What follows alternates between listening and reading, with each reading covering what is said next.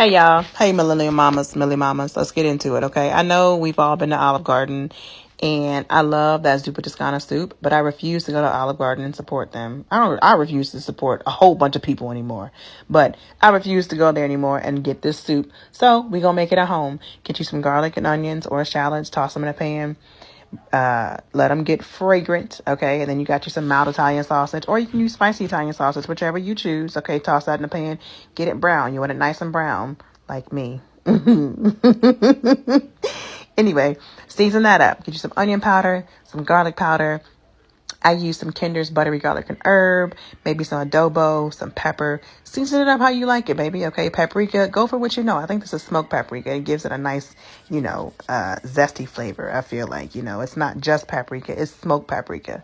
So get that nice and chopped up. I don't like large bits in mine, so I like to chop it up as much as I can. Deglaze the bottom of the pan so we're not burning stuff, okay?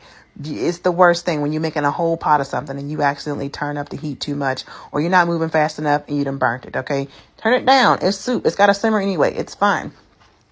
You also need you some russet potatoes. Cut up however many russet potatoes you like. Don't OD though, because you don't want the soup to be all chunky and stuff. It's not stew, okay?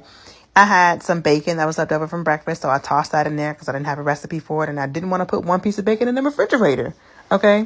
That is 4 cups of chicken broth. Add that in there, okay? And then you go add a little bit more. You can add however much broth you want. I like mine brothy because I like to dip it in soup, and I also feel like once you add the kale and everything, it can kind of, absorb a lot of the liquid. So here we're adding in some oregano and some dried basil. And then I'm going to add in some Italian seasoning also, okay? Season it how you like. I don't abide by a specific recipe. I just cook what I know, okay? This is what we're learning. If you're new here, we're going to cook what we know. Add you some pepper in there. Do what you know. Add the potatoes in there, okay? It looked like a lot of potatoes. I definitely feel like it was a lot of potatoes. So I added some more broth, okay? No big deal. Add some more broth, some chicken bouillon. You're good to go. I'm telling you, that chicken bouillon will save lives out here, okay? It's wonderful. Mix that up. Get it to a rolling boil so the potatoes are cooking. Depending on how fast you want to cook. You don't want the potatoes to cook too slow because you don't want them to be super mushy, okay? We're not making mashed potatoes like that. We want them cooked. We don't want them mashed, okay? Add you some heavy cream in there. About 1/4 cup of heavy cream. I don't like too much heavy cream because it can kind of mess with the stomach. You feel me? We just want to change the color of it a little bit, okay? Don't don't come for me. All right?